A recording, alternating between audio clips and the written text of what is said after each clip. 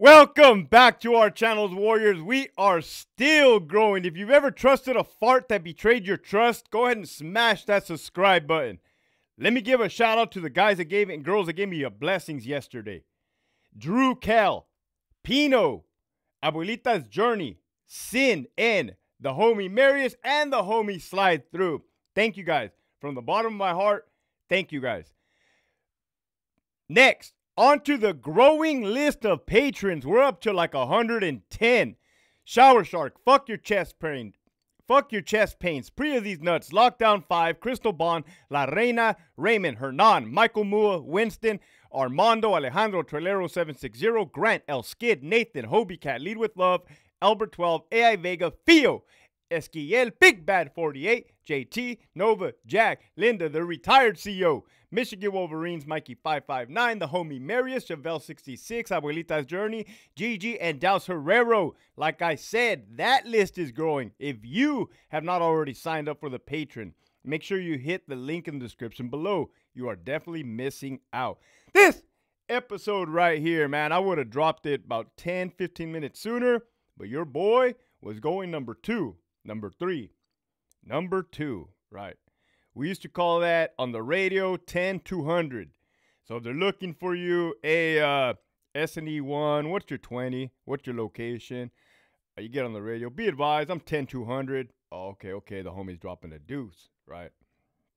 Anyways, I was thinking, all right, what am I going to talk about today? Let's talk about inappropriate things, right? Let's talk about things that just make you scratch your head and wonder, right? People that are not all there, people that make you co-workers in green, COs, peace officers of the law, right? I know we got a psych test. I know we have a psychological evaluation test. It's part of the background. It's part of the whole entire application process. You guys want to know what that is about? That is about freaking 300 questions, literally 300 questions. And they be asking, do you like dogs or cats? You got to pick one. Then they ask another question. Would you rather be like a janitor, a florist, or a librarian? You're like, okay, I don't know where they're going with this. Fuck it.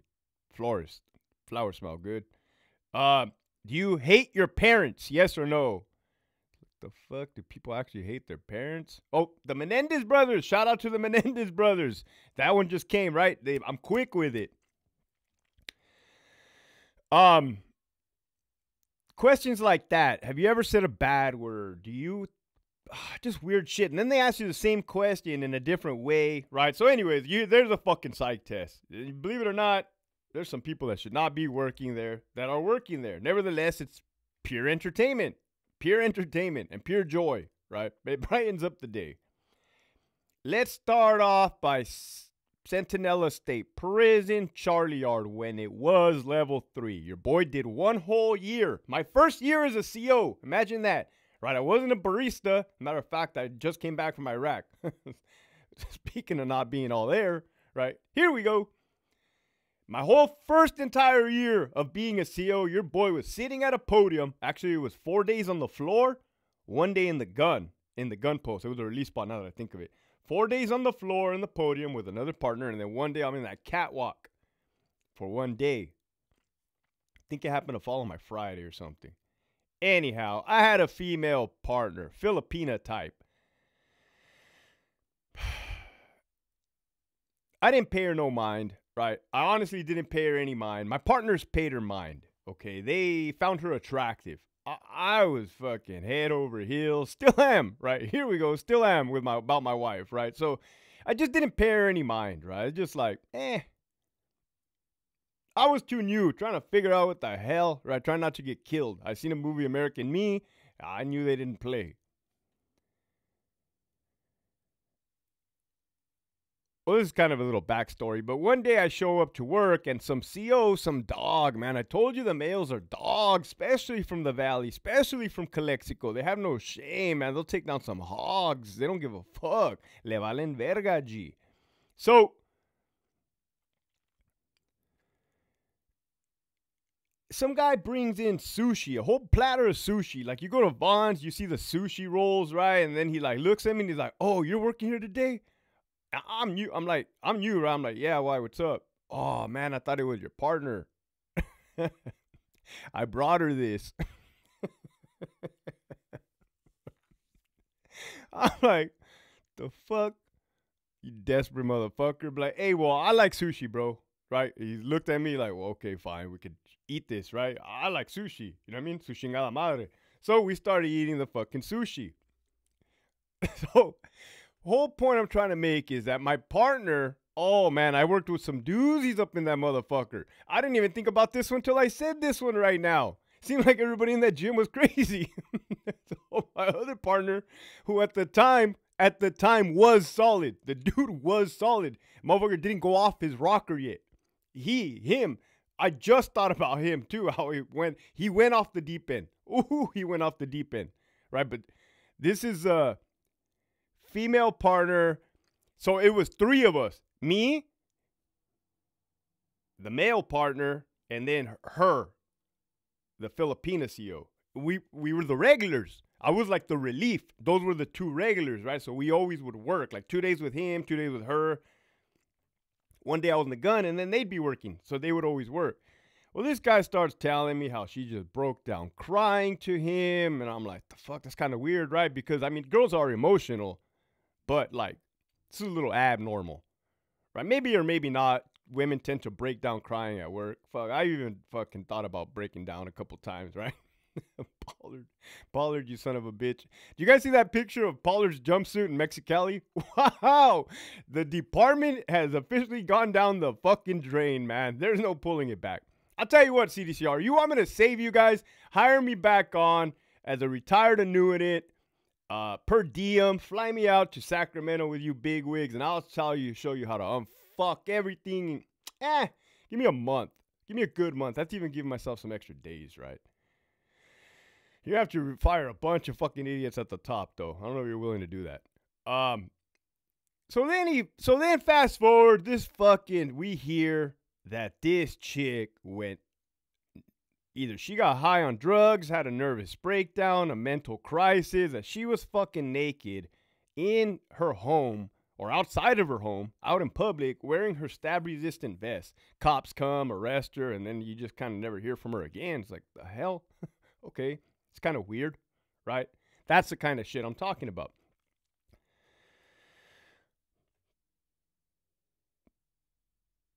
I'll get back to my that male partner, but then let me jump fast forward. Now your boy has a couple years under his belt. Fucking 5 years, 6 years as a CO. I think I'm all that in a bag of chips, right? I've already proven myself. I already got beat up almost by an Armenian on Bravo Yard. And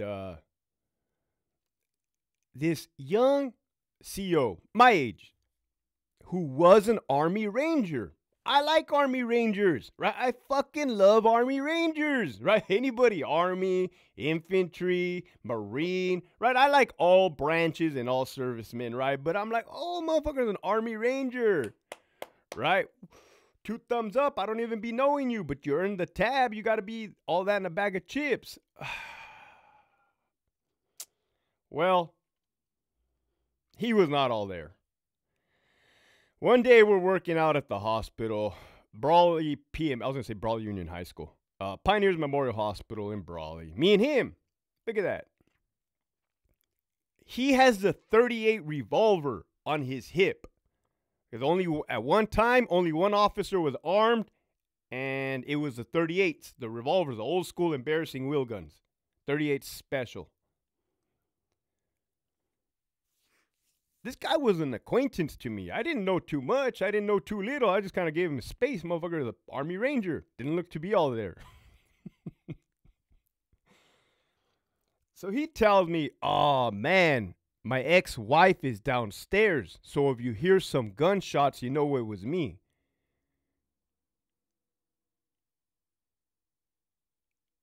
And I'm like, hey, dude, give me that gun.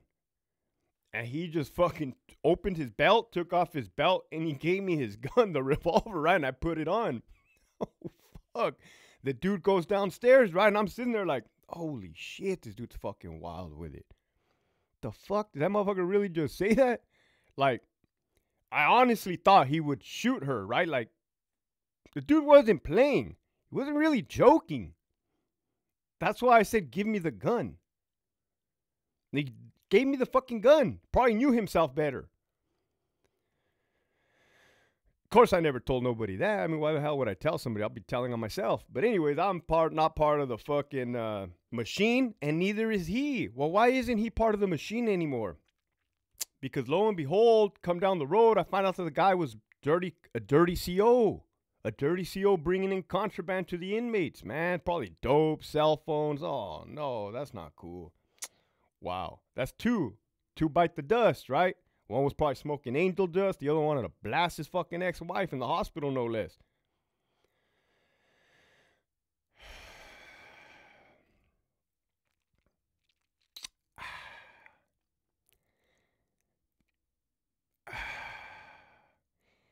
You know, as soon as you make friends in the department, or maybe you're just two crazy friends, right? Two male crazy COs, you may or may not go down to Mexicali and indulge in some illegal prostitution, right? Some brothels. Or just meet a local, right? Take them back to the pad and run a train. So here we go.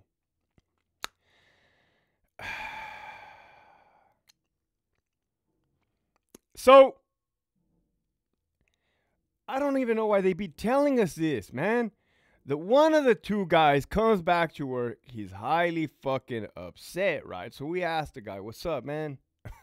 What's up? What's on your mind? Why are you so upset right now? And he's like, hey, man, how about I was in Mexicali with so-and-so, right? We were taking down this chick. I'm behind her. Right, behind her. And he's like, I pull back a little too back, right? So I come out. He's like, I'll be damned, man. Next thing you know, I fucking feel a hand on my thing say, I got you, G. And put it back. The motherfucking friend said, I got you, G. And put it back. And we're like, oh, why the fuck would you tell us this, right? You're probably thinking the same thing, but it hit us, right? It hit us like, oh, man. Oh, my God. Fucking choking, G. So that became a thing, right? That became a thing where we would all say, hey, I got you, G. But anyhow, yeah, you guys are probably blown away on that one. The other guy,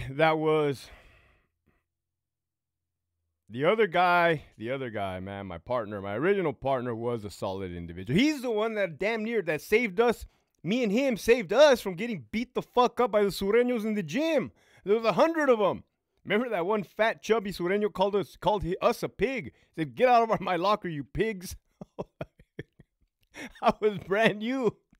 The fuck? I know. I don't know much. But I know they ain't supposed to be calling me that. I just don't know what to do about it. Fucking partner goes, snatches his ass up, starts patting him down. Fuck, we get surrounded. We look up at the gunner, female CO, looking like she's watching a show, sitting down, no gun in her hand, no 40, no mini. All bad, right? All bad. So what happened to that solid CO, Hector? Motherfucker lost his marbles. Lost his fucking marbles. Right? Like, snapped. Right? Snapped, man. He may or may have not came out on the news. Silhouetted. Right? Poor guy, man. That motherfucker, I don't even know what happened, why it happened, where it happened, who it happened. Motherfucker lost his fucking mind, right? So look, I've only given you like 1, 2, 3, 4 fucking stories in a good 14 minutes. Motherfuckers are getting 10 minutes a pop. 10 minutes a pop? Holy shit. That would be 40 minutes. But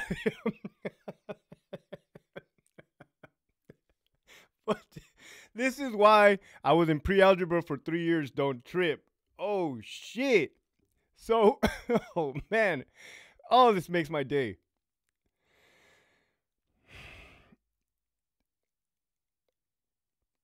You guys remember the year 2012, right? And this is kind of like a bonus. The year 2012, right? You remember when there was that Y2K shit? They said the fucking computer systems were gonna blow up. A lot of people in blue probably remember this shit. Green for sure remembers it. They said the computers were gonna they were saying that the cell doors were gonna open uncontrollably because of the glitch in the matrix, right? The system, all hell was gonna break loose.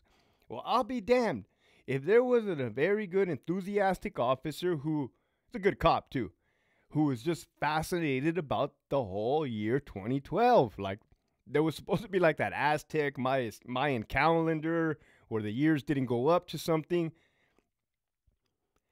for the whole year. For the whole year of 2011, we kept having to hear how the world was going to end in 2012. As a matter of fact, he coined that name, right? He coined the name. So we're like, it was like guaranteed to be, that conversation was to be had, right? Like, oh, do you know that the world's going to end? Yeah, bro, we know. So then people would be like, hey, dude, well, give me all your money. Give me all your money. Give me your house. Give me your cars. You're going to die anyways. Give me all your shit. He never did give it up. But that was a fiasco in itself. Then there was an old man, right? Ooh, I want to say his name. Bravo Control. Bravo Yard, he was in a control booth. Motherfucker would tell ghost stories for days. Notorious for ghost stories, right? And I'm like, again, I'm new, man. I just shut the fuck up and listen. So, you know, other OG cops or veteran cops would call me and be like, hey, that guy telling you war stories. They start laughing. You could hear everybody laughing on the other end. Well, one day I come to work, right? Some fucking asshole, man. Some partner made these little ghosts. He made these little ghosts out of white trash bags, put little eyes on them, and hung them. Hung them all over the homies control booth, man. So it looked like, oh, that's fucked up. Oh, fuck. Yeah, that was a ghost story guy. Love to tell fucking ghost stories, man. If I can recall correctly, I would work with another guy. Poor guy, too, man. These fucking poor saps. These poor, I don't know, man. Maybe they didn't get enough calcium, vitamin D, sunlight. I don't know what the fuck. Maybe the tap water was contaminated with lead or some shit. It was awkward. Again, I was newer. Fuck. Maybe they were just quacking me by telling me some ridiculous stories, right? This guy would tell me how his wife didn't love him, how his wife was cheating on him. I don't know, man. It was borderline that cuck stuff. That cuck stuff that they be showing on, if you like search for it. And then looking back in hindsight, it's like, man, motherfucker would just sit there and just tell me stories about how other homies were hitting his wife. And I'm just like, well, now that I think of it, maybe it was offering an invitation. I just didn't take the line. I didn't. But anyways, it was very awkward. It was very weird, right? Ain't nobody wants to hear about marital problems like that. I don't want to hear anything like that. I don't know how many stories I just gave you, right? And I just could just continue them on. The point I'm trying to make is, I'm sure every prison has them. I don't think the psychological evaluation is accurate. Furthermore, they are really scraping. Excuse me.